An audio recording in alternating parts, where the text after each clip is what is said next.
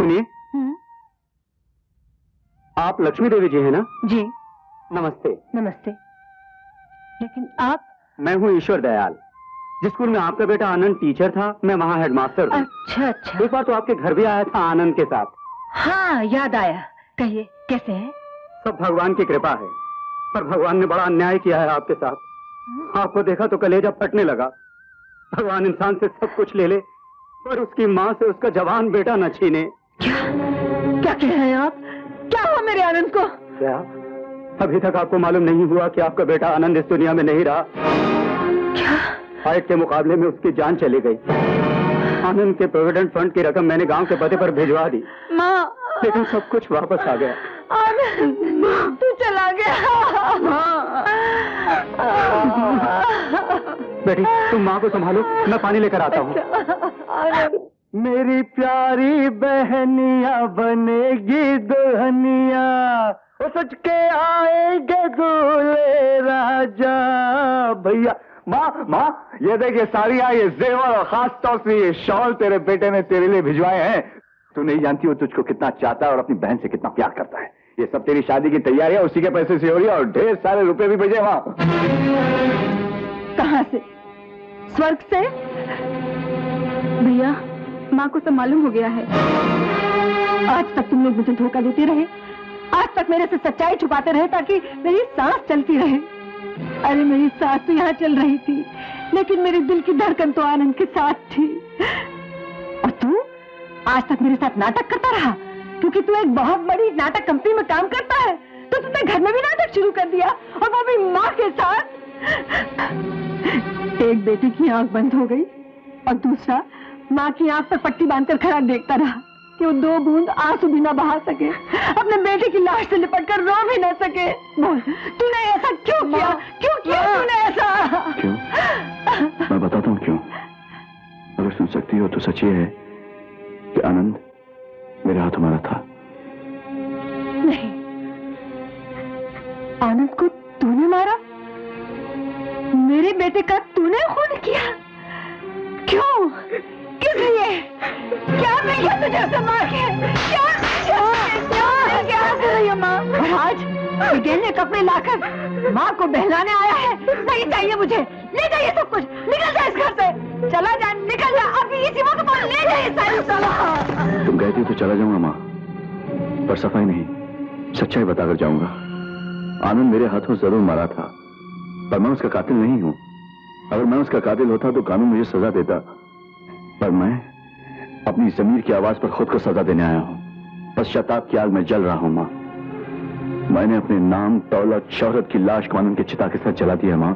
शोहरत के उजाले में रहने वाला राजेश आज गुमनामी के अंदर में डूब गया माँ, सिर्फ तेरे बेटे का फर्ज पूरा करने के लिए, उन सपनों को पूरा करने के लिए जो आनंद ने देखा था।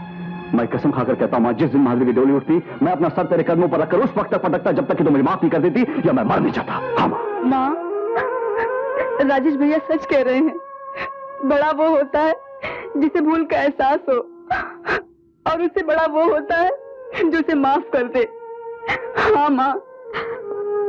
मैं चलता हूँ। ठहर बेटा। भैया, तू कहाँ जा रहा है? एक बेटे को तो मैं खो चुकी, अब दूसरे को नहीं खोऊंगी।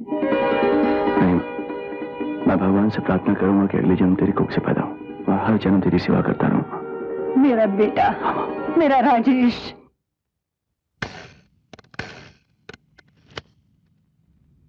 क्या ये?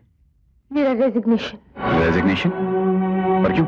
याद है एक दिन आपने मुझसे कहा था कि मैं अपने माँ बाप के पास वापस लौट जाऊं? इस राजेश, मैं एक अनाथ लड़की हूँ। एक सहारा आपने मुझे जरूर दिया था, लेकिन ये मेरा पागलपन था कि मैं उस सहारे को प्यार समझ बैठी। ये जानने के बाद कि आप और लता एक दूसरे से मोहब्बत करते हैं, मेरा आपकी जिंदगी से दूर चला जाना ही बेहतर है। Okay, good bye. रोजी, ये सच है कि मैं लता से मोहब्बत करता हूं, और उतना ही सच ये भी है कि मैं तहे दिल से तुम्हारी इज्जत करता हूं। जिस रिश्ते को इज्जत की नजर से देखा जाता है उसे दोस्ती कहते हैं। रोजी, हमारी दोस्ती की इज्जत रख लो और यहां से मत जाओ। प्यार की खातिर तो सभी लोग जी लेते हैं, आज रुक कर हमारी दोस्ती को प्यार से भी ऊंचा बना दो रोजी।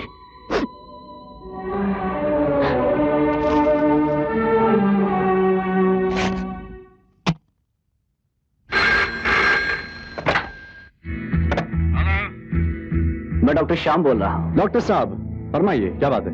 मैं दुनिया का वो आश्चर्य आपको दिखाना चाहता हूँ जिसको देखकर आपकी आंखों को यकीन नहीं आएगा। ऐसे कौन सी आश्चर्य की बात है जो आप मुझे दिखाना चाहते हैं? एक बार हॉस्पिटल में तशरीफ ले आइए और फिर खुद अपनी आंखों से देखिए कि इस वक्त आपके नाना जी क्या कर रहे हैं। मैं अभी आता हूँ।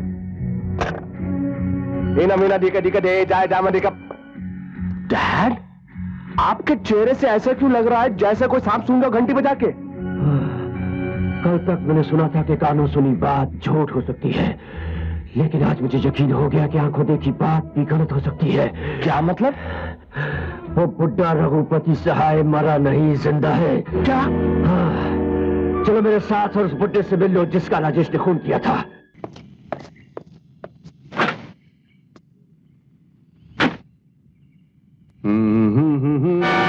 बहुत धोखा दे चुके।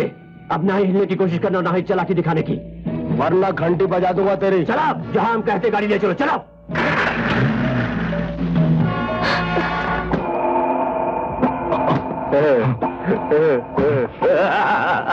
धोखा खाने के बाद जिस तरह हम तड़पे थे, उससे कहीं ज्यादा तड़पा कर हम लोग तुम्हें मारेंगे। एक बार मेरे हाथ पैर खुल जाए, उसके बाद तो किसी को तड़पा नहीं सकेगा। मैं तुझे इतना मारूंगा कि तड़प तड़प के तेरी घंटी बज जाएगी।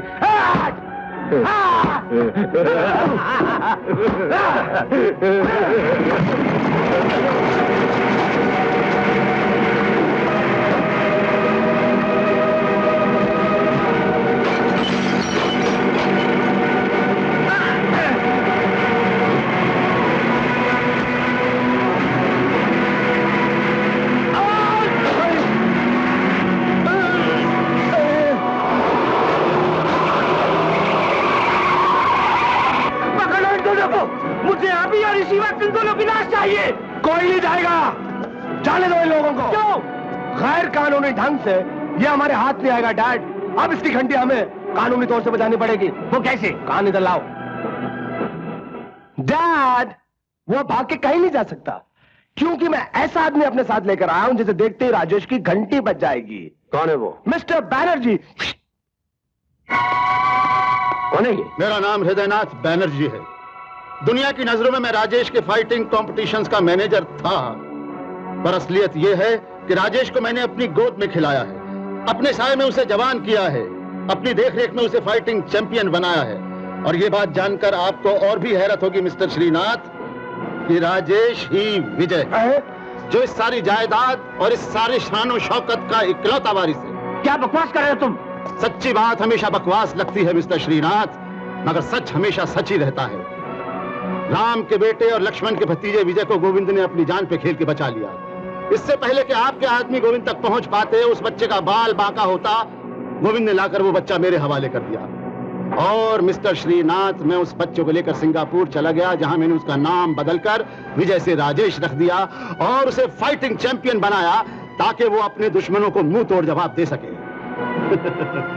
लेकिन जब मुझे एहसास हुआ कि वो फाइटिंग चैंपियन मेरे लिए नोट छापने की मशीन बन सकता है, तो मैंने उसकी असलियत राजेश से भी छुपा ली। इसका मतलब है कि रुपयों की खातिर तुम कुछ भी कर सकते हो? रुपया भगवान है मेरे लिए, और अपने भगवान को पाने के लिए मैं अपनी जान भी दांव पे लगा सकता हूं मिस्टर श्रीनाथ। तो फिर कोई ऐसी चाल बताओ जिससे राजेश की मौत हो जाए और बिना हाथ पैर हिलाए हम उससे हमेशा हमेशा के लिए छुटकारा पा लें। ये काम हमारा होगा और उसके दाम तुम मुकर्रर करोगे। तो फिर गौर से सुनिए, मैं राजेश के गले में कानून का फंदा डलवा सकता हूं। कानून जिसे मौत देता है, उसकी सुनवाई दुनिया की किसी अदालत में नहीं होती मिस्टर श्रीनाथ। तो ठीक है, अदालत तक पहुंचाने का इंतजाम तुम करोगे, तुम्हारे लिए दौलत का इंतजाम मैं करूंगा। ओके। नाना जी, आज मैं आपको सच सच बता देना चाहता हूँ। सच्चाई यह है कि आपका और मेरे को रिश्ता नहीं है नाना जी। क्या? लता के कहने पर मैं आपका नवासा बनकर आपके घर में दाखिल हुआ। ये तुम क्या कह रहे हो बेटा? ये सच कह रहे हैं दादाजी। आपकी दिन ब दिन गिरती हुई सेहत देखकर मेरे पास कोई दूसरा रास्ता नहीं बचा था। मैं आपको यहाँ उन लोगों से मिलाने लाया हूँ जो मेरे कुछ न होते भी बहुत कुछ है, मेरा सब कुछ है। माँ,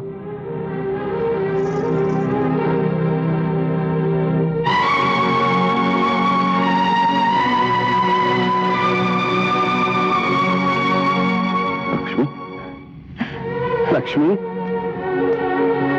मेरी बेटी। पिताजी,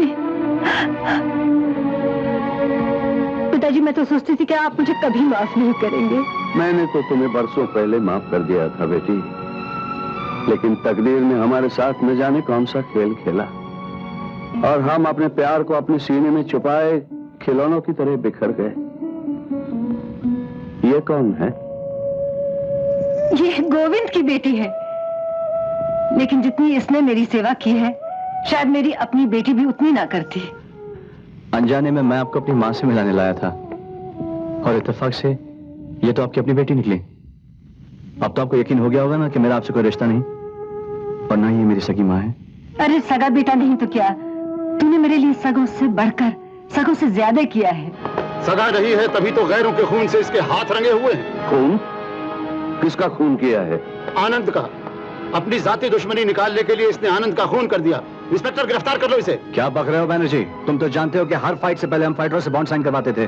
लेकिन आनंद से मैंने कोई बॉन्ड साइन नहीं करवाया। गिरफ्तार कर लो इंस्पेक्टर। इंस्पेक्टर साहब, यहाँ सफाई देने की कोई जरूरत नहीं है। जो भी साबित करना हो कोर्ट में करना। चलो चलो। नहीं नहीं, छोड़ दो इसे, चलो। मत ले जाओ, छोड़ दो इस बेगुनाह को। इसने किसी का कत्ल नहीं किया, ये ले किसी जाने का दो। खून नहीं कर सकता। उसे ले जाने दो बेटी, मैं अपनी सारी दौलत लुटा दूंगा, लेकिन उस बेगुनाह के ऊपर किसी भी तरह की आंच नहीं आने दूंगा। अब हमारे रास्ते का आखिरी कांटा भी हमेशा हमेशा के लिए साफ हो जाएगा। तो फिर अब आप अपना वादा पूरा कीजिए। आपने कहा था कि इस काम के दाम मैं मुकर्रर करूंगा। कितने दाम चाहिए आपको? पूरी जायदाद में आधे की पार्टनरशिप मंजूर है, लेकिन बैनर्जी साहब मैं आपको ये पार्टनरशिप तब तक नहीं दे सकता जब तक राजेश फांसी के फंदे पर लटक नहीं जाता। किस कमबख्त ने राजेश को फांसी के फंदे पे लटकवाने के लिए भेजा है मिस्टर श्रीनाथ? वो तो सीधा मरने के लिए गया है। क्या मतलब? मतलब ये कि जिन पुलिस वालों ने राजेश को गिरफ्तार किया दरअसल वो असली पुलिस वाले नहीं थे। तो फिर? वो मेरे अपने आदमी थे, सारे के सारे कराटे चैंपियन। वो राजेश को हमेशा के लिए खत्म करके ये खबर देने ही वाले हैं कि राजेश की लाश को उन्होंने कहां ठिकाने लगाया है। वाह वाह बैनर्जी साहब, आपने तो ऐसा काम कर दिखाया है कि जायदाद में से मैं अपना हिस्सा भी आपको देने को तैयार हूँ। एडवांस के तौर पर आप अभी इतना तो लेते जाइए। इसकी तो आपने परमानेंट घंटी बजा दी डैड। जायदाद के असली वारिस बाप और बेटे होते हैं। अब तुम देखते जाओ मोंटी, मैं उस बुड्ढे से तमाम जायदाद अपने नाम कैसे करवाता हूँ। पहले जरा राजेश का गर्म खून ठंडा हो जाने दो। उसकी भी अब तक घंटी बज चुकी होगी डैड।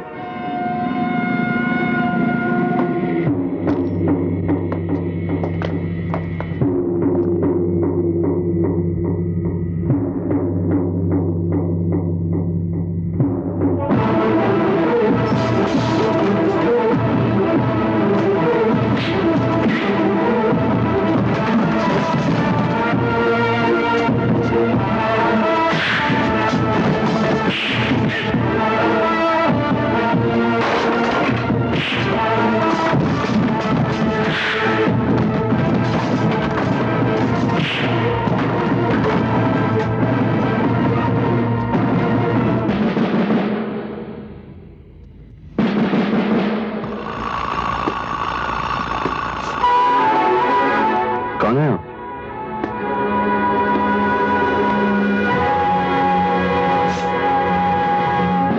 तेरी मौत। तो फिर मेरी जान क्यों बचाई? ताकि मैं तुझे अपने हाथों से खत्म कर सकूं। बहरूपिये, तू नकली वारिस बनकर मेरे विजय का हक छीनने आया है। मैं तेरे खून से तेरे माथे पे लिख दूंगा, तू विजय नहीं है। हाँ, मैं विजय नहीं, मैं राजेश हूं। मौत सामने खड़े हो ना तो सच्चाई अपने आप ज़बान पर आ जाती है। जो इंसान दिन रात मौत से खेलता रहा हो